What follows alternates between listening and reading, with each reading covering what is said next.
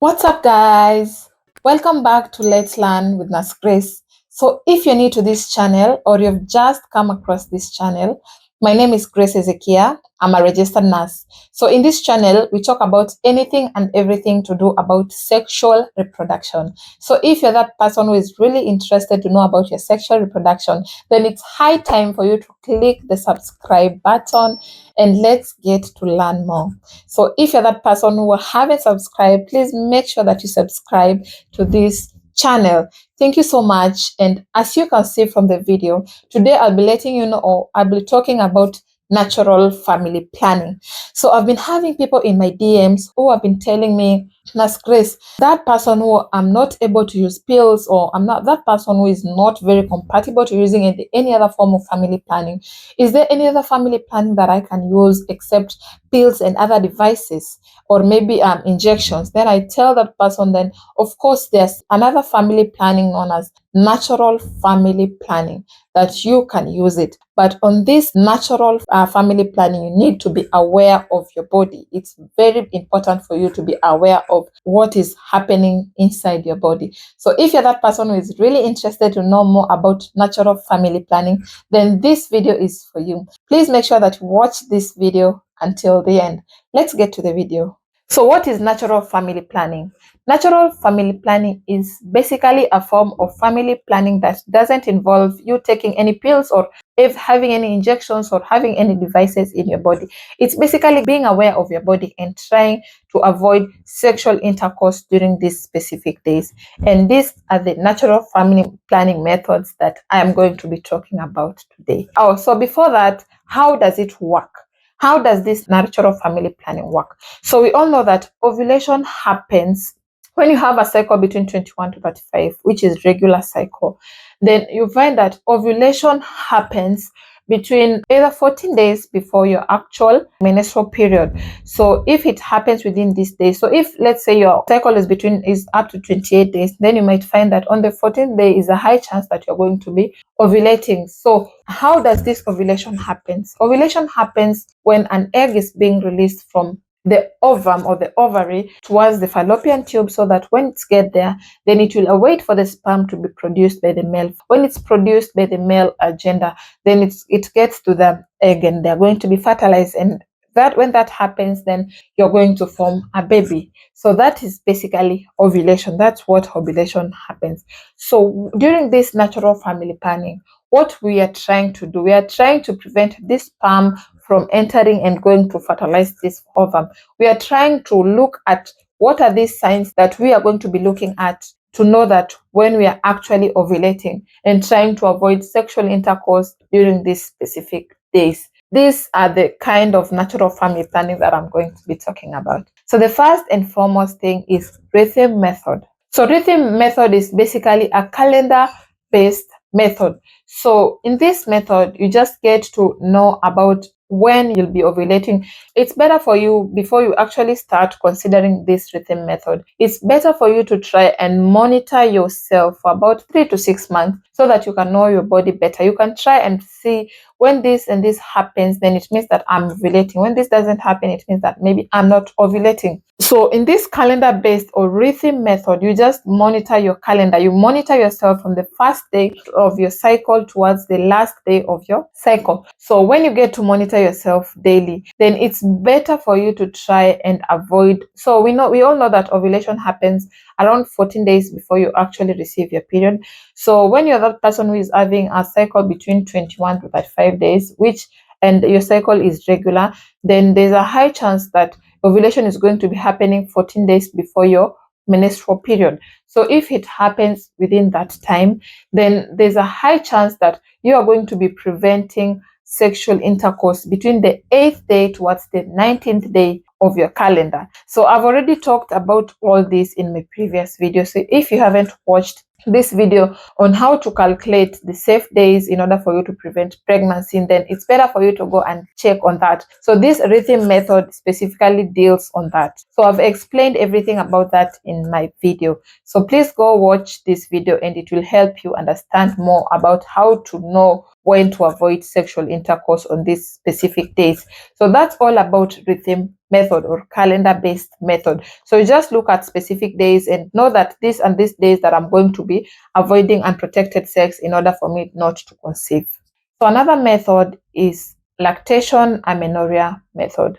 So for those people who like they have just given birth and their baby are less than 6 months. So lactation amenorrhea method, it means that lactation means you're breastfeeding and amenorrhea means that you haven't started receiving your periods. So this normally happens if you're breastfeeding your baby throughout, like you're exclusively breastfeeding, and at the same point you haven't started receiving your menstrual period. And another factor to consider is that your baby must be less than 6 months. If you don't have any of these factors, or maybe one of these factors is missing, then there's a high chance that this method is not for you. So how does this method work? So when your baby is trying to suckle onto your breast, then there's this hormone which is prolactin, which is being produced during this time. And when it's being produced, then it will affect the production of FSH and LH. And FSH, which is the follicle stimulating hormone, and LH, which is the luteinizing hormone, when the production of these two hormones is being inhibited, then it means that ovulation is not going to happen. And if ovulation doesn't happen, it means that there are not going to be any fertilization, because after all, there's no egg to be fertilized. So if there's no egg to be fertilized, then there's a high chance that you're not going to be having any fertilization or having any pregnancy. It works about a good percentage, it works, but it might also not work at some point. So please make sure that you look after yourself during this period. And please make sure that you are breastfeeding your baby exclusively. Your baby is less than 6 months and you haven't started your menstrual period. If any of this factor is missing, then this method is not for you. Another thing is basal body temperature, monitoring a basal body temperature.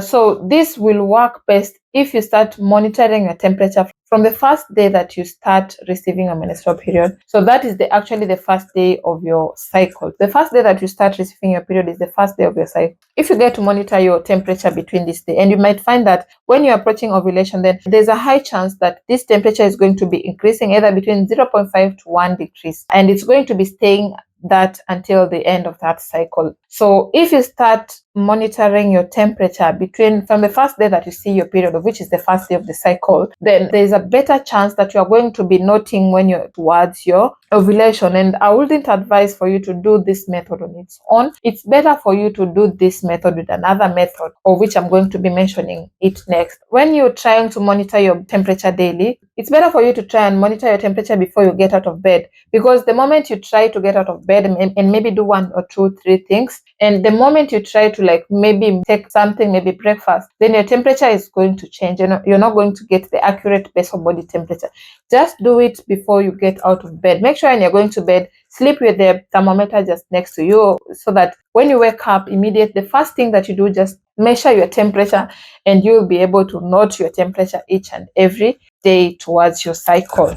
So if you do that for about 3 months, then you will be able to note the difference, because you can't just note the difference on the first month. Make sure you do it consecutively in about 3 to 6 months. Then you'll be able to note the differences in your temperature very easily. Another thing is monitoring your cervical changes, cervical mucus changes. So you get to find that when you're approaching your ovulation, during your cycle, your cervical mucus changes throughout the cycle.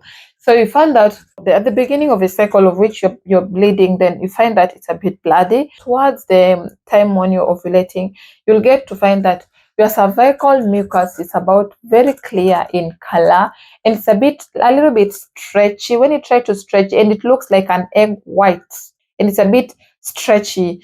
So if this happens, then you know that definitely you're approaching your ovulation period. And I had talked about the basal body temperature, and I'd said that it's not advisable for you to only measure your basal body temperature and use it as a natural family planning method. It's better for you to combine both the basal body temperature and monitoring a cervical mucus, because if you do the both of it, it's known as symptothermal. Symptothermal meaning a symptom, you measure the symptoms for which you'd be measuring the cervical changes, and the thermal, be measuring your temperature. So if you do the both of these, then it's going to be very, very easy for you to note the changes. As I had told you, it's not very good for you to be using the basal body temperature alone, because at some point you might find that your temperature is going to be very high towards maybe when ovulation has already happened. And when it has already happened, then it's not going to be of use to you, because when it has already happened, then there's a high chance that you're going to be conceiving. So the best thing you can do is just to try and combine the both of these, and it's going to be helping you. Another form is withdrawal or coitus interruptus. So this method usually happens when during sexual intercourse, the male withdraws the penis outside of the vagina and ejaculates outside the vagina. Yeah. So this happens. It's coitus interruptus. It interrupts the sexual intercourse, or it's withdrawal. You're withdrawing from the vagina in order for you to deposit or to ejaculate the sperm outside the vagina. Because once the semen is already ejaculated inside the vagina, and then there's a high chance that you might be getting pregnant. That is a method, but I would advise you, if you've got that partner, or you're that man who is not able to be very conscious of yourself and try to withdraw during this method, I would advise not to use this method. Although there are those people who have actually used it and it has worked, but if you're that person who is not very strict and cannot adhere to this, then there's a high chance that this method is not going to work. You and your partner are going to end up pregnant, and you're going to be blaming each other. So it's better for you not to really avoid this thing. And as per research, this withdrawal method it's not very accurate, because there are those people who have premature ejaculation. And if you have premature ejaculation, then there's a high chance that you are going to be ejaculating even before you withdraw the penis from the vagina. And if that happens, then there's a high chance that the woman might be getting pregnant. Those are the main natural family planning method that I've just mentioned. So if you're that person who is very, very strict and very conscious about your body, all these methods might work. And if you're that person who is not conscious and you're not very strict with your body, you can't adhere to some of the things that are supposed to be done, then it's a high chance for you to try and consider other methods of family planning. The best part of this natural family planning is that most of them are free. Of course, they're free and they don't have any side effects. Maybe you might find that maybe when people take pills, there's some people that might have maybe problems with their periods, maybe weight gain, weight losses, maybe other conditions that might come with associated with maybe pills, like maybe high blood pressure. So when you're using this natural family planning, you're not going to be developing any side effects, because you're not introducing any form or any kind of hormones into your body.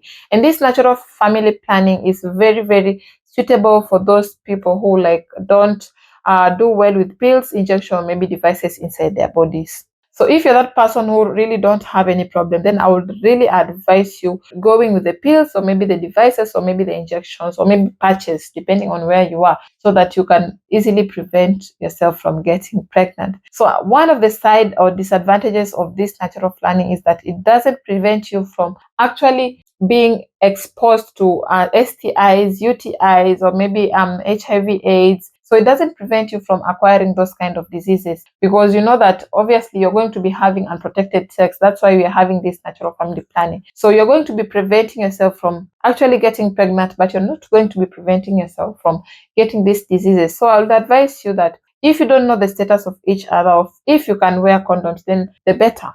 Then that is one of the best family planning that you can ever use. That's it for this video. Please make sure that you comment there. Make sure that you subscribe, like the video, and so that we can continue to interact and bring more videos like such. Thank you so much for those who have subscribed. If you haven't subscribed, please make sure that you subscribe to this channel.